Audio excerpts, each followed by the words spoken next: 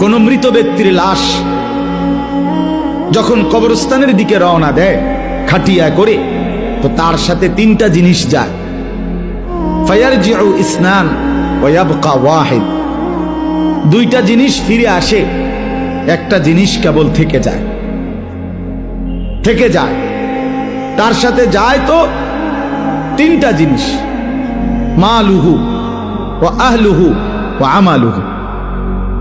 তার কিছু মাল, এই যে উপরে লাশের কাপড়টা, খাটিয়াটা, আগরবাতি ইত্যাদি ইত্যাদি ছোটখাটো জিনিস, এগুলাই সামান্য একটু জিনিস, মাল, অল্প মাল, এইটুকু যায়। আর তার পরিবারের সদস্যগুলো যায়, আর তার আমলটা যায়। ফায়ারজিউ আহলুহু ওয়া মালুহু, অতঃপর তার মাল এবং তার পরিবার এগুলো ফিরে আসে। খাট এবং অন্যান্য জিনিসপত্রগুলো সব ফিরায় নিয়ে আসে, পরিবারের সদস্যরাও ফিরে আসে। ওয়া ইয়াবকা আমালুহু, শুধু তার আমল এটাই থেকে যায়।